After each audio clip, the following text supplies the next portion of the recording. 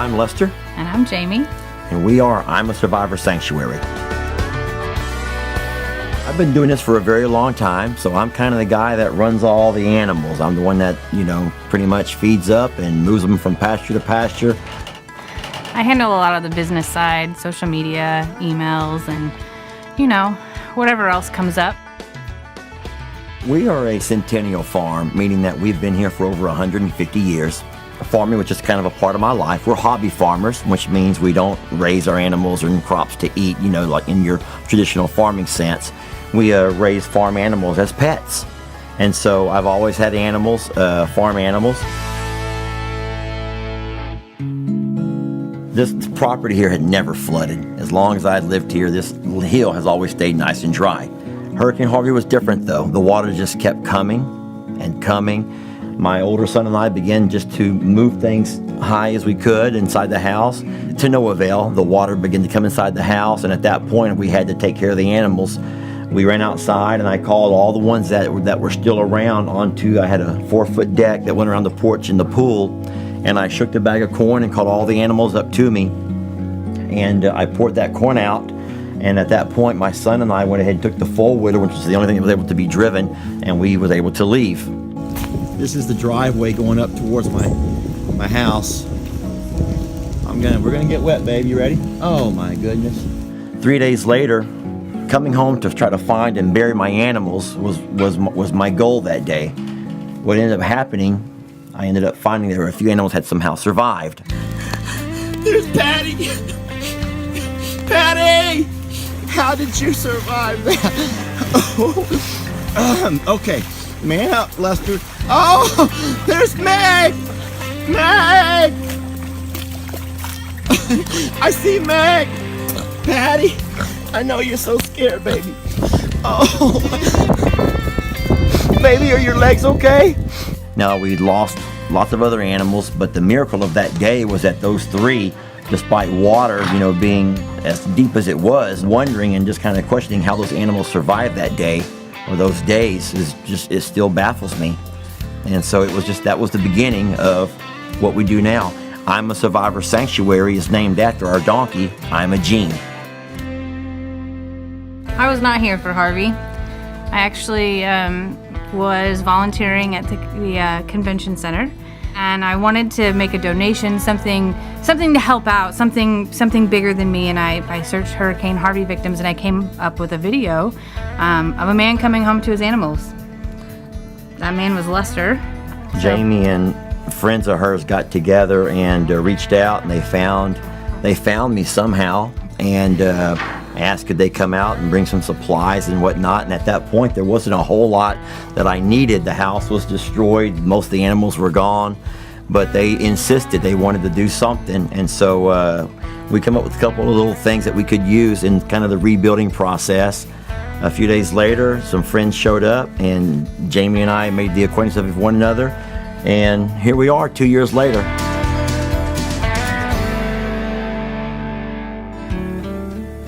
There's a lot of animals out there, not just donkeys, that other animals that we come across that needed a home. People were posting their animals on Facebook mostly saying, I can't take care of this, or a lot of folks couldn't, when trying to rebuild their homes, they couldn't also take care of their animals.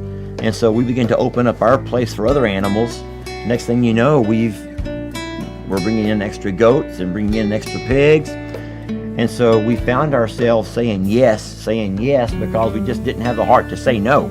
We just made a great little family out of this. We're up to 55 animals now.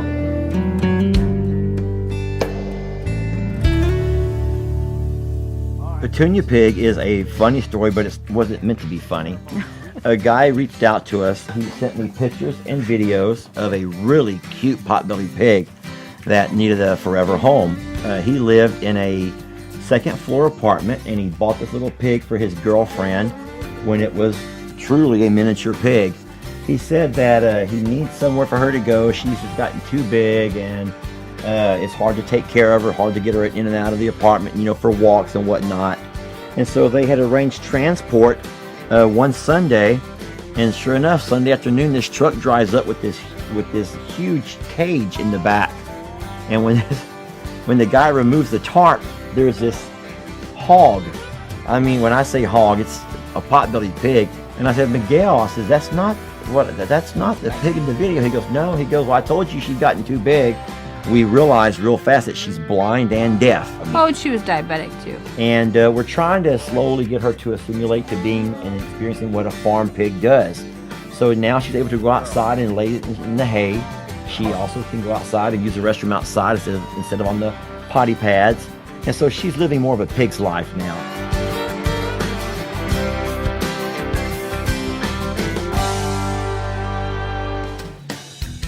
Hi, babies.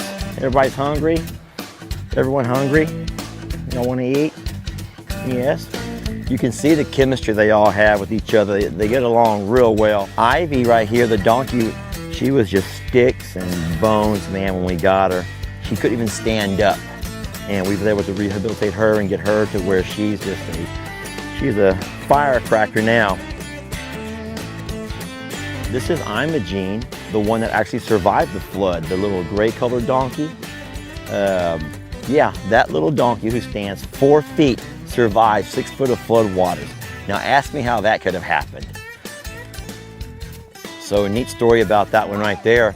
His name is Harvey because he's Imogene's baby, the donkey that survived Hurricane Harvey.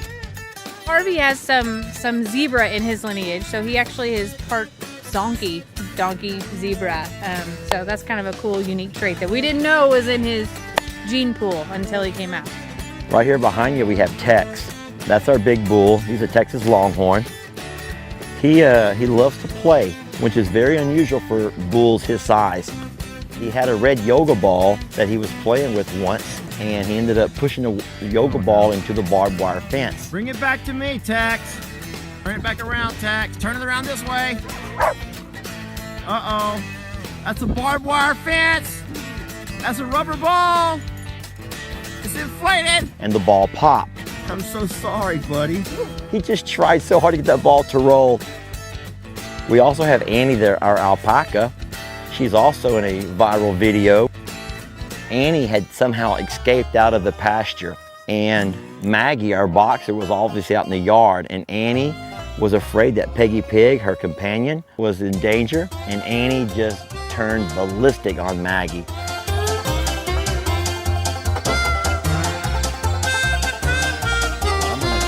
No, Maggie, look out! Run, Maggie!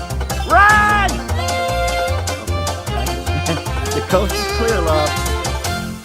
Come on, babies. We have Huck and Shirley, the little goats in the front pasture.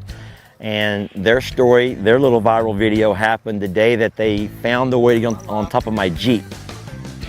We were outside playing ball with Tex and happened to look up from here, and I saw 2 goats on top of my Jeep. Oh, no way. Babe, the goats are on top of my Jeep. Come here to me. Shirley? I got you. If they're starting to jump on top of my vehicle. Ha! You're going to scratch up my Jeep. Now get down. This is a big no-no. Oh my gosh. Huck. Don't even try it, Shirley. Huck. So this,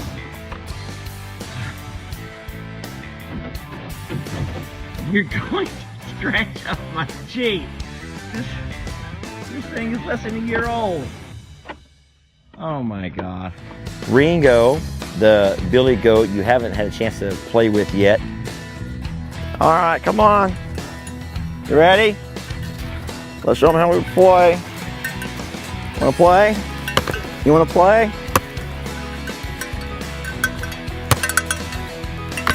Wanna play? Come on. Things you won't see me do. This is why women live longer than men. So he's gonna wanna keep playing and I'm done playing. So now I'm gonna get up and try to leave and he's not gonna let me. So I have to run. Uh-oh.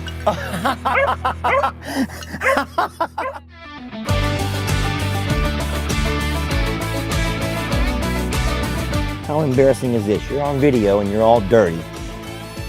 These guys mean the world to me, and I feel horrible about the ones that I could not help. And so, you know, those that we can help today, the ones that are abused, the ones that have been abandoned, the ones that have been neglected. I kind of feel like through what I'm doing now with the animals that I'm able to help now, it's in a strange way my way to kind of like pay back.